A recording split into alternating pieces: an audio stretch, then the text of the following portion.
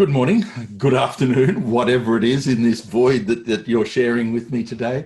Look, it really is a pleasure to be with you today at NANOG. My name's Geoff Huston. I'm with APNIC, and today I'd like to talk about a very fashionable topic right now, which is actually routing security. I say fashionable because, you know, the old topics are always the best topics, aren't they? And this is a topic that has a good 25-year pedigree. Some problems take a long time to solve because we just never got around to it. We were distracted, taking the dog for a walk, who knows? But some problems take a long time because they're actually really hard problems. And it's not that we sort of weren't smart enough before, but they are just incredibly challenging problems. And one of the biggest problems out there right now, and it's been out there for a long time, is actually trying to figure out how to make the security of the routing system, the thing that holds the internet together, actually resist attempts to subvert it, or perhaps equally importantly, the fat finger problem. Because, you know, in terms of making all kinds of mishaps, we humans are just endlessly creative. So what I'm looking at in this talk is actually how well we're doing in deploying the latest technology offering in trying to secure BGP. Now, the shorthand here, which is in the title, is this is measuring RPKI effectiveness. It's not. It's actually measuring the degree to which routing objects that are invalid according to route object validation, where the validation is performed using RPKI, the degree to which network service providers are performing that filtering. That's a great title, but it wouldn't fit on the screen. So this is the shorthand for an awfully longer title. It's measuring how well we're doing in deploying the elements of routing security. But it's worthwhile, at least to start with, actually thinking about what we're trying to do this time around. Because we've tried all kinds of things. If anyone remembers RPSL, the routing, was it security or routing system policy language? Sure. This, though, we're not quite sure what we're trying to do, are we? Here's a list. If we had to pick one, what are we trying to do? This list gives us a few alternatives. It would be really good if no matter what I type in as config, no matter what my auto config system does, it would be really good if the routing system doesn't have to suffer the consequences. Inadvertent route link, mentioning no names, Telstra, or various other kinds of operational mishaps that occurred over the decades. Or maybe this is armor plating for hostile attack. Maybe what we're trying to do is to detect where the routing protocol itself is being manipulated and false information is being injected. Can we do that for all possible cases? Maybe. Would we like to do it for some cases? Okay, bad people, just do this. You're not allowed to do that because we can't defend against it. Are we trying to prevent the routing of bogus address prefixes? Sort of taking the 10/8 problem, because a lot of bad addresses keep on being announced, whatever a bogus address may be. And what about bogus ASs? There are still a large number of ISPs scattered around the world who think that they too want to be AS1 or 2 or 3, because you know. What about synthetic routes? Routes that aren't manipulated, they're just pure fiction. And I suppose the hardest, what about unauthorized route withdrawal? I learned this route from you, meh. And the last one, what about protecting users? Because all those first set of things are actually all about the routing system. Maybe the whole object of this is to actually stop users being directed along bogus paths to the bad place. So if we're going to pick one, just one. Before I get there though, perhaps let's shatter the illusion that we can solve every problem on this planet. We can't. And certainly we can't even solve the problems in BGP, because BGP actually has two sets of rules that it has to obey. It's got to be protocol-wise accurate. I get these route objects from my BGP neighbors. I do processing. I send route objects to my neighbors. We propagate. Protocol-wise, the relationship between what I get and what I send is tightly defined by BGP, the protocol. But equally, there's another set of rules, the policy rules. I will not announce my transit learned routes to other transits. Now, the protocol says that's fine. The policy says, Geoff, you're being an idiot. Don't go there. So I've got to be both protocol-wise accurate and policy-wise accurate. And in some ways, meeting both of those goals is actually really, really hard.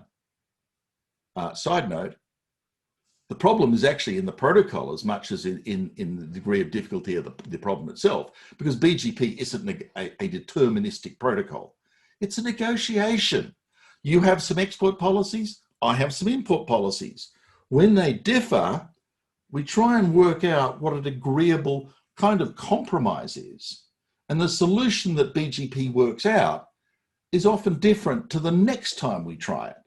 So sometimes we get outcomes that aren't what we expect. If you want to read some more about that, RFC 4264 BGP wedgies, an amusing read if nothing else. Back to where I was at the touch of realism. So route object validation, which is what we're going to talk about today, is actually designed to prevent BGP speakers from learning and preferring routes that aren't authorized by the prefix holder, not by your neighboring network, not by any other network, by the holder of the prefix. So this is actually address rules rather than topology rules. So the intent of not preferring these unauthorized routes, routes that aren't authorized by the prefix holder, is actually all about the user, not steering the user down bad paths to the bad place. So if we had a choice, well, what's my choice? Protecting the users. Because all the rest is steps to an end, not the end. The end is trying to make sure that your users, my users, well, there's only me, your users aren't directed to places that are synthetic, that are evil, that are designed to, leak information, misdirect them, steal their ether wallet, whatever you want. So if that's the aim, it's all about users. So my objective in measuring is all about users too. What I want to do is actually measure the impact of invalid route filtering on users.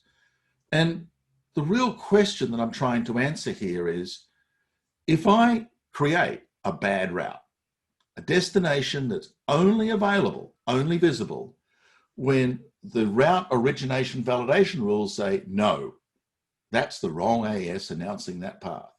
When that's the only way to get there, what proportion of users are steered there anyway? And if it's 0%, we've won. No more point, I'll shut up right now and we'll move on to questions. But, spoiler alert, it's certainly not 0%. There is a tangible proportion of users, a lot, who will still get directed to the destination when, according to route origination validation rules, ROV rules, it's not a good place to go. Now, like the V6 measurement, I think I'm got job security here for years, if not decades. This will take some time to actually get to whole of internet, I believe. Might be faster than V6, but it won't be instant. So I'd like to actually position this as a long-term measurement to see how we're going over the coming months and years. I think I've already mentioned it, but let me say it as well. ROV filtering, route origination validation filtering, is actually shorthand to, I've got time, using RPKI validation of published route origination attestations to detect and drop route objects that are invalid according to the conventional Roa interpretation, which in practice means it's too specific, max length, or it's the wrong origin AS. So that's what I mean by ROV filtering. It's not that the cryptographic credentials are wrong, they're perfectly valid, but what they describe are an allowable set of routing objects, and what I'm seeing is something else. So that's what I mean by ROV filtering. And by filtering, what I mean is drop it. If you don't like what you see, don't depref it, drop it. So the methodology, to do this, then obviously I need to set up some bogus paths and set that up as the only route to a prefix to see who can go there. Secondly, I need to get a large collection of users from all over the internet and try and get them to reach a server that sits behind that route object. And to make sure that I understand what I'm seeing, I should use a control of a valid routing path that goes to the same destination. We'll see how I do that in a second. And then I just need to measure and compare, comparing good to bad, to see how many folk drop off when they can no longer get to a path because it's got bad credentials. Measure and compare. So the methodology.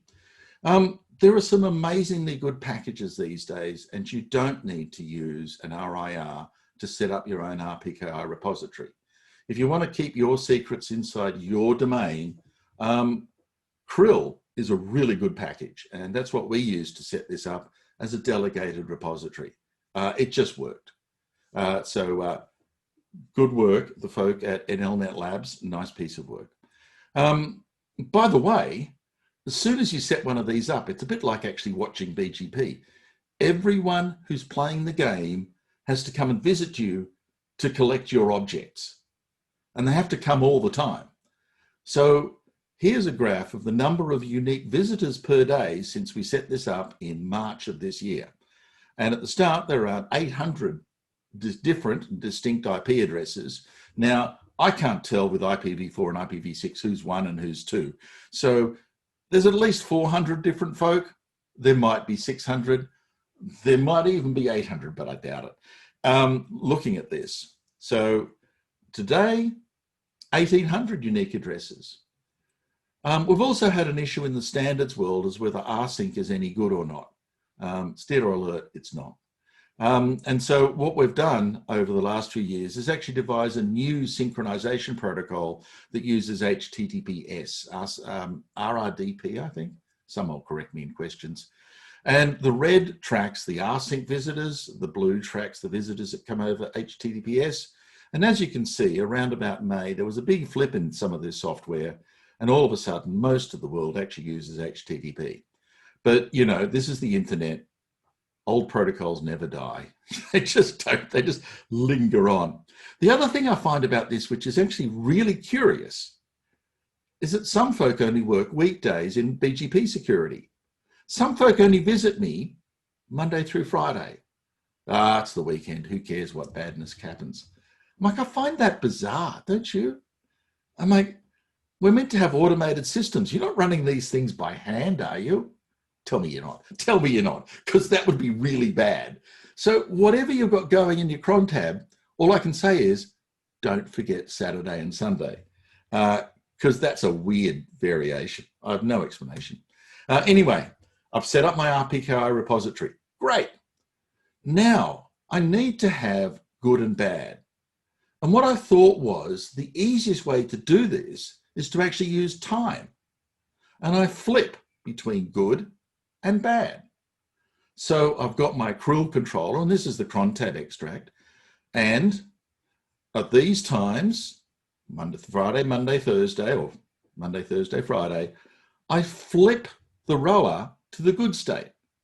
And at another set of times, I change the currently valid Roa. I revoke the old one and issue a new one that puts it to a bad state.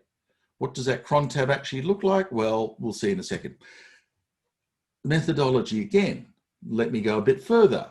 Sending a large number of users to one server is kind of silly these days. It's fragile. So anycast, take that prefix and AS path. And don't forget, I never changed the advertisement. I only changed the Roa. But take that fixed prefix and AS path and put it in a number of locations in the internet, preferably with different transit providers. The more the merrier.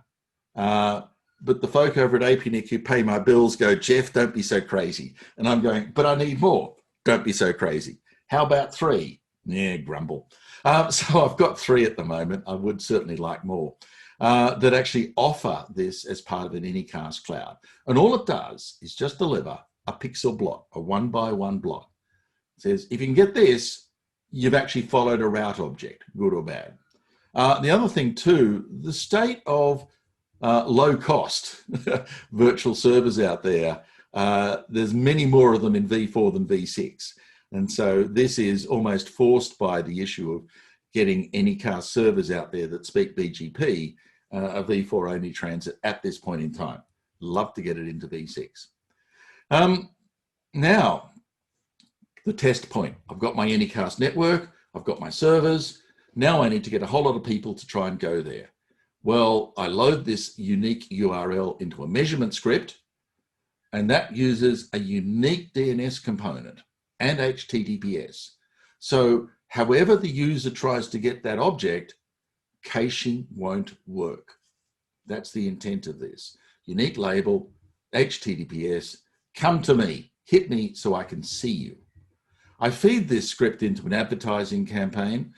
Thank you for Google for their support in paying some of those bills, because it really is appreciated. I feed that script into an advertising campaign, and I perform this test at a massive scale. Now, before I actually go into what we found in that test, I should talk about this idea of good, bad flipping, because that's why I'm doing control. It's good for a while, it's bad for a while. What does a while mean? How long should I keep a good state for everyone to learn that it's good? How long should I keep a bad state for everyone to now learn that what was good is now bad? Now, how long does it take for the routing system to know that this previously valid route is now invalid? And of course, how long does it take for that inverse transition? Now, interestingly, this is not a BGP problem anymore, because if you actually look at the propagation of BGP route objects and BGP withdrawals, the network is surprisingly dense. And the convergence times for state transitions in BGP tends to average around 70 seconds. And if you add some degree of transit delay, almost everyone knows what you're doing in BGP inside 2 minutes. But this is not BGP. This is determining what I do at my repository publication point. So I take what was good, it's got a certificate and it's got a published ROA. I revoke that certificate, I revoke that ROA, I publish a new ROA with a new certificate. Great, but so what? I'm in this dark room, I publish some new objects, gee, I'm good. Why isn't everyone listening? Hey, come down here. So what I really need to look at is the re-query intervals for you lot, everyone else. All 1,800 unique IP addresses need to come and see that I've changed something. So how often do you come and visit me? Programmers, implementers should never be creative. Standards should be as comprehensive as possible, because if you don't specify something, if you leave it unspecified, everyone gets creative. Just look at gnats. If you really want to see how lousy the world can be when you don't standardize how they behave, gnats are as good an example as any. UDP and gnats, what a disaster. And oddly enough, we did it again here. How often should you look at the primary publication point in RPKI to see if things have changed? What does the standard say? Nothing. What should we do? Pick a number. Some folk have picked 2 minutes. Some folk have picked 10 minutes. Some folk have picked 1 hour. And even though there are these three timers that are pretty clear in the data, the same IP address comes to us in 2-minute intervals, 10-minute intervals, 1-hour intervals. There's also this sort of lag of a whole bunch of folk who come at all other times. That's just sort of curious, because that's not a timer, that's something else. So I'll come back to the weird sort of noise in between the 3 peaks, but I've now, I think, got an answer about how long does it take for the world, those 1,800 folk who query me, or IP addresses, how long does it take for them to come back and see if anything's changed. Well, here's the cumulative distribution of that data. And what it says is within 2 hours, about 75% of those clients have seen the change. They've come back and visited me again within 2 hours of making a change. 2 hours, good enough. Why that lag? Why all the noise? I found this in Wikimedia, and what it says is it looks at the amount of time to complete a pass through the entire distributed RPKI repository set for a Wikimedia thing. And what it's doing is counting the amount of time it spends on each RPKI repository. And as you might see over here, there's a few folk that are really bad at publication, that it takes an awful long time to actually enter their site and grab down some details. And there are a number of changes too over time. So have a look at that URL at the bottom of the screen if you're at all interested in this. But the distributed system suffers from the performance of the individual repository publication points that introduces delays into that sweep. And so the system can't be arbitrarily fast. So now I've got enough to actually compile a schedule of good to bad. If I hold something good for at least 12 hours, the world will know it. The world will know it probably inside 10 hours of doing a test that I know is good. But just to be on the safe side, I've also used 36 hours. So the weekly schedule of good to bad is Sunday is bad, Mondays are good, Tuesdays are half good and half bad, Wednesdays bad, Thursdays half good, half bad, Fridays all good, Saturdays good to bad. So that's the schedule of changes in my repository. And when I look to see that, and here's a view from stat.ripe.net, I see a bunch of activity that matches the point where I'm doing the changes. Because when I change from good to bad, the folk who are doing filtering withdraw it in BGP. And that withdrawal ripples around the net. Here is a pretty picture done by an amazing tool, BGP Play, that shows that when I do that state transition, everything goes harumph. And actually distorts a large amount of the routing mesh. Wonderful. I like eye candy. Here's a different view, which is probably more informative, where what I'm doing is actually looking at the fetch rate from all of those Anycast servers. And while it's a valid ROA, almost everyone, 97, 98% of folk who, when given this URL, successfully fetch it. It's never 100%. Folk get bored, the ad stops, whatever. But as you see, when it's good, almost everyone's there. When I flip the ROA state to bad and keep on measuring, then a lot fewer folk actually get that URL. So when it's bad, certainly there's some impact.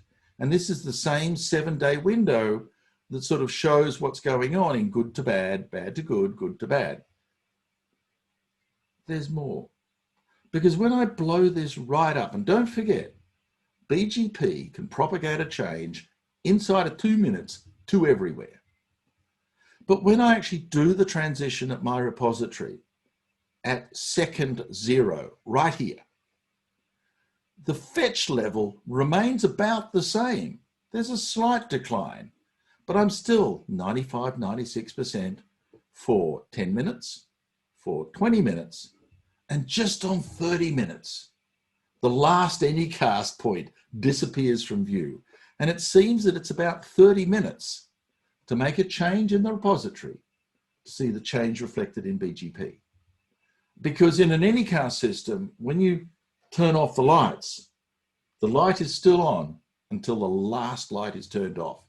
So oddly enough, this RPKI sensitivity is actually most dependent on the slowest people, the folk who are doing the 10-minute and potentially even the 1-hour requeries. It's the slowest people that determine its dynamic property, not the fastest. Being fast doesn't help. Bad to good. Well, interestingly, bad to good, the first light to pop up in Anycast says we're good. As further Anycast lights pop up, it's up. So what you actually find now is the transition's a lot faster, but it's still not that quick. It's still 5 minutes. And this seems to be the average between the 2-minute polling times and the 10-minute polling times. That on the whole, the transit folk with 2-minute retransmit timers eventually, see it and make their changes. It propagates, we're there. So around 5 minutes for a bad to good to take effect, but much, much longer for good to bad.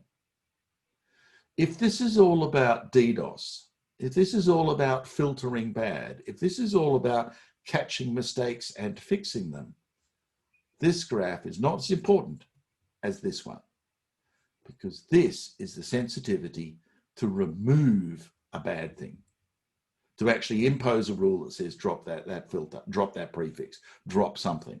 So 30 minutes is perhaps a more important timer than the bad to good timer. So there's a mix of 2, 10 and 60-minute sweep timers being used out there, but there are only 1,800 clients. What happens when every single network does this? When the number of clients jumps from 1,800 to 60,000, or in a couple of years, 100,000. That's an awful lot of sweeping. And for 100,000 folk to sweep across all these repositories all of the time, 2 minutes seems like a lot of thrashing. And I kind of wonder if this aggressive timer is too aggressive. On the other hand, 1 hour seems geological. Whatever mishap, whatever foobar, whatever you're trying to fix, 1 hour is kind of, wow, history. So I kind of like the 10-minute folk myself. I think it's a decent compromise. I think 2 is unsustainably fast. Despite the modern advances in computers, it still just seems too slow, too quick. I'd go 10 minutes myself. You might vary. We might even have a standard one day that actually says what the time should be. But until then, it's up to you. How well are we doing? Because when I put all that together and I look at the number of folk who can't get to a bad thing, since June of this year, when we started doing this measurement in earnest, it's been pretty steady. Around 17% of users can't get there. Now, V6 took 20 years to get to 17%. RPKI has taken months. So it's surprising, even DNSSEC took a long time. It's surprisingly rapid uptake. I was amazed when we turned this on that it was that prolific, that many users. And where are they? In July, there's a lot in Africa. Interesting. Some of the Scandies, brilliant. Australia, primordial. America, bits and pieces. Canada, frozen. That was July. This is October. I love these. Australia seems to have turned something on. South America, a little bit more. South Africa has changed. And, the Scandies are doing better. Oh, and Switzerland turned something on. Why? Well, it's not people turning on invalid route filtering everywhere. Some do. And we certainly know CCOM in South Africa. When I look at CCOM, 96%, perfect. It's as good as you get. AT&T Internet, 96%, perfect. It's as good as you get. But what if I'm a customer of AT&T? I don't have to do anything. If I learn all my routes from AT&T AS7018, then I'm covered. I can't get to bad route objects, because AT&T is doing the work for me. Now, in some ways, I actually don't need to do anything, because if the whole idea is to stop my users going to the bad place, then if my transits do it for me, done. Where's my beer? So in either case, the objective's achieved, but as long as a number of transits do this for you, then most of the user outcomes are actually attained with very little effort at all. So where do we go from this, and how do we get an even better picture? Well, the first thing is I'm using 3 points in the Anycast cloud and 3 transits. And I'm advertising basically a web server that serves 1-by-1 blots. It's about as minimal as we get. More anycar servers with more transit diversity would certainly help a lot in this effort. And if you can help me, particularly in different transits, drop me a line. I'd appreciate learning about this, because, you know, I do need more.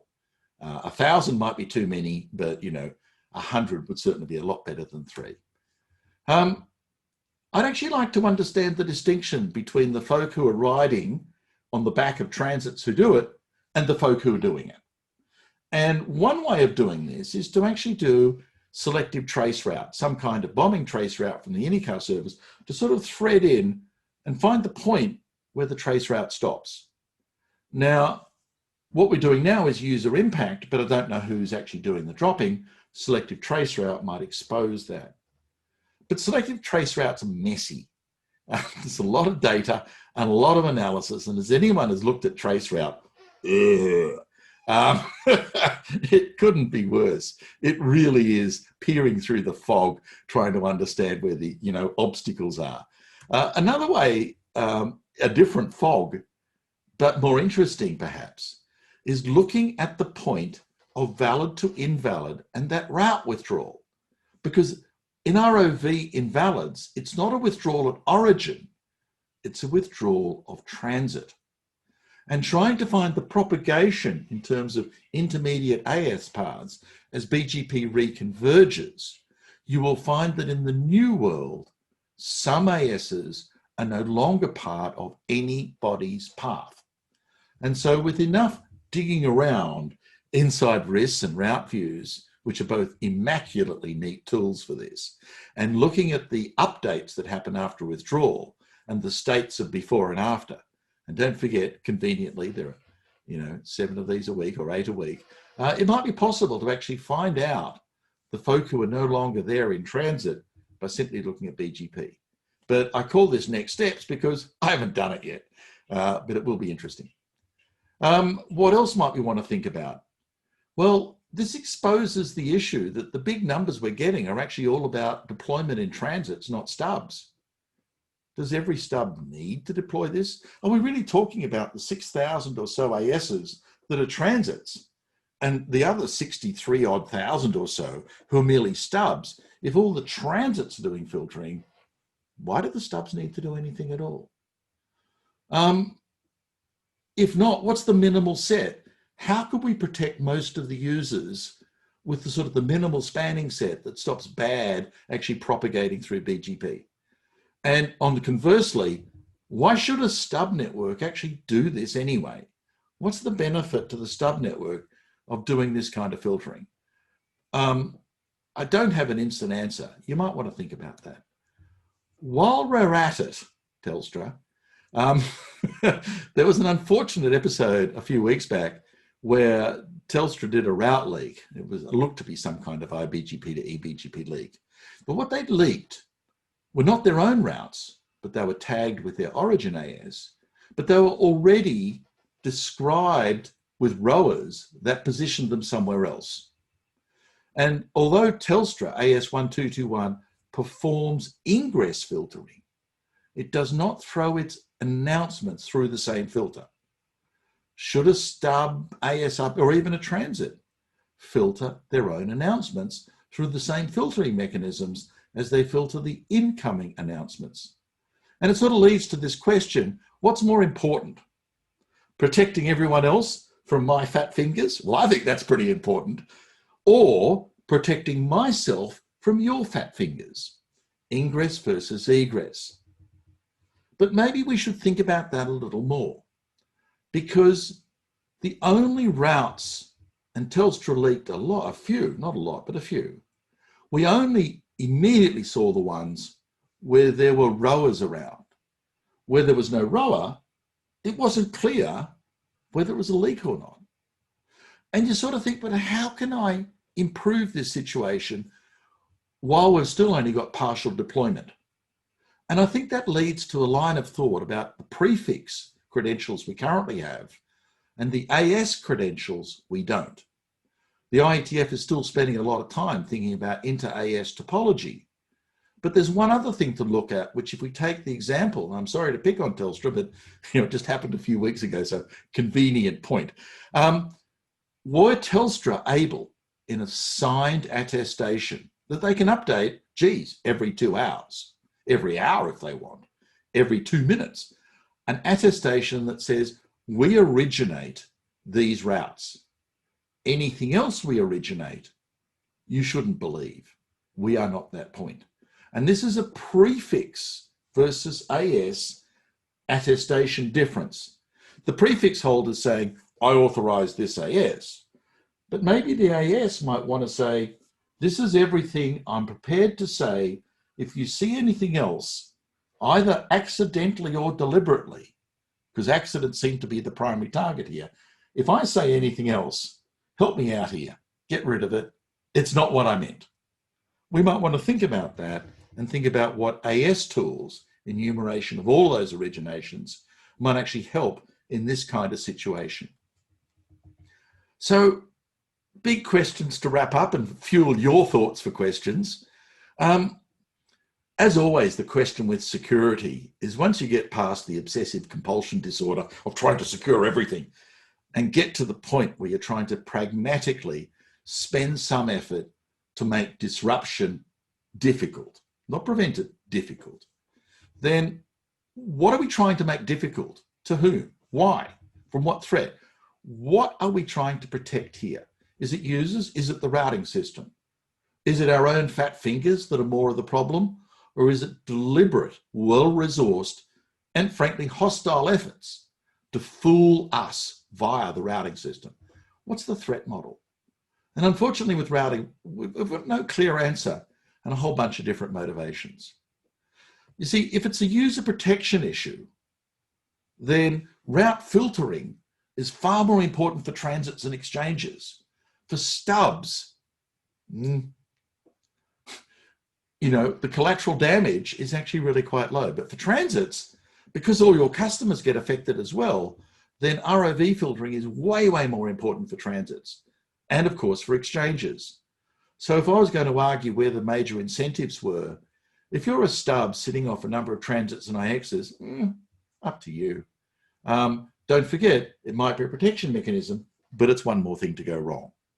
Okay, what about transits and exchanges? Lots of people are behind you at this point.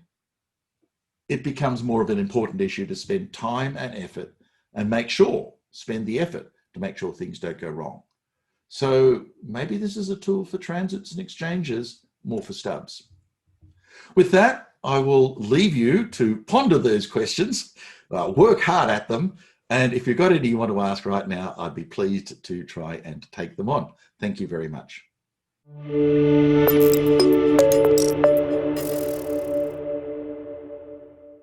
Thank you, Geoff. Excellent talk. We now have a few minutes for questions. Feel free to place them in the chat. Well, it is a wonderful morning over here in Australia. I can guarantee that Thursday is a good day, okay? Okay. And no questions? Wow. Right. So here we are doing an awesomely important job, badly, and there are no questions. Okay.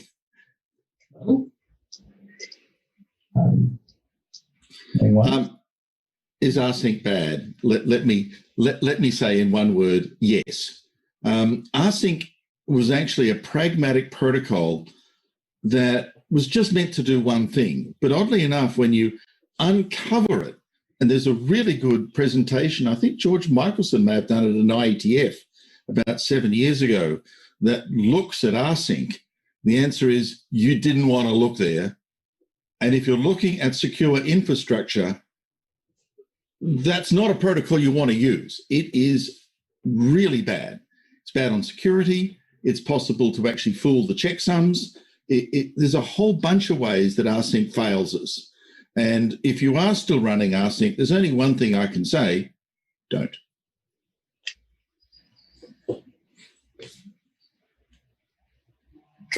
Any other questions? There is the Q&A tab, don't forget, Jason. question from Gordon, right? Go ahead, Gordon. Prognosis for path validation, asks Avi, and the prognosis is incredibly bad. The model that the IETF went and standardised, a full AS path validation with routers having keys, signing updates, etc., is just only a security geek, only an OCD security geek would actually think this was viable. And more to the point too, it only solves the protocol problem, not the policy problem. So in some ways, it's never got deployed because it's never going to get deployed because it's a massive solution to an unknown problem. And is the problem worth solution? Probably not. There was a really nice idea that originally sort of came to air and got oxygen with a thing called SOBGP, Secure Origin BGP, around about maybe 20 years ago. Brian Weiss and Russ White at Cisco at the time were pushing it. It had a lot of good things and a lot of bad things. One of the good things was AS pairing. If I tell you all my partners, my peers, if you see a path that has me in it, then the adjacent ASs need to be in my attestations of partners or it's a fake. Nice idea. This was taken further in the IETF and the CIDR working group in recent months, years actually. Things go slowly, don't they? With ASPA, path attestations, but with a twist. Did you actually talk about your policy relationship? This is my provider. The beauty about that is that you now rely on what we call the no valley technique, that if someone's trying to synthesize a route, they've got to make sure that they preserve the no valley property of a route. All of this says, yes, you can lie in path with these adjacency attestation. Of course you can, but the degree of freedom to which you can lie gets more and more constrained. And so without the cost of signing over signing over signing over signing, AS path pairing actually gives you a decently efficient way of doing path validation without that overhead. Are we going to do it? Oh, God. I always think you get one shot. There is no IPv7. We just had one shot. And I think RPKI had one shot, and it didn't include path. And I think the effort to put path in is even greater than all the effort we've had so far. And that's sad. And question for Gordon.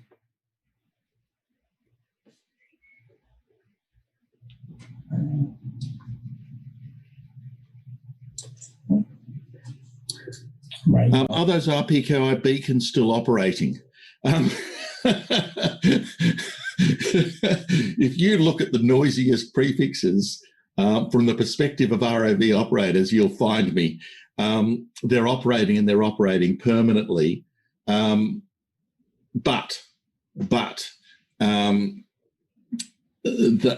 I use them in a very particular way with very particular URIs. But if you just want to see whether you can see those prefixes, any BGP amateur can see them, or if you send me a mail, I'll actually tell you the prefix and the AS, and you too can watch them go up and down.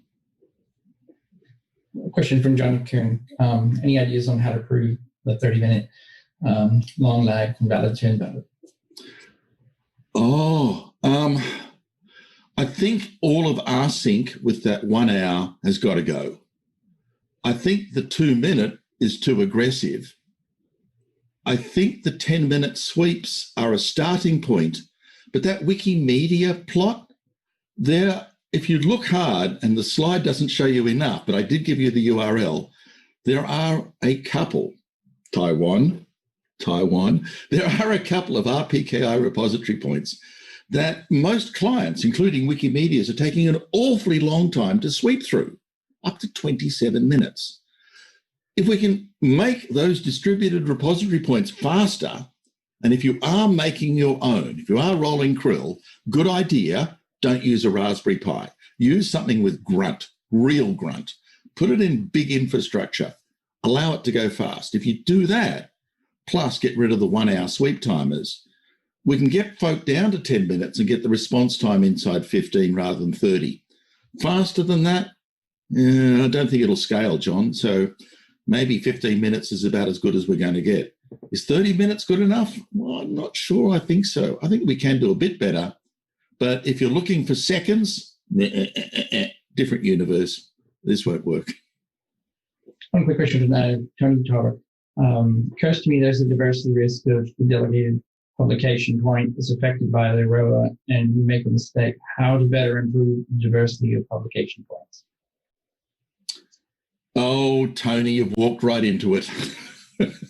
What's the best reliable flooding algorithm we've ever invented?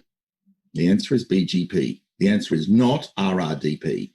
If we really want to flood these information objects all over the BGP speaking world, then as everyone else has found, BGP kitchen sink, the one answer is BGP. Don't use route objects, invent a new object and use the fact these days that BGP message sizes are now up to 65K long and flood the network using the BGP protocol to sync up all the repository data points.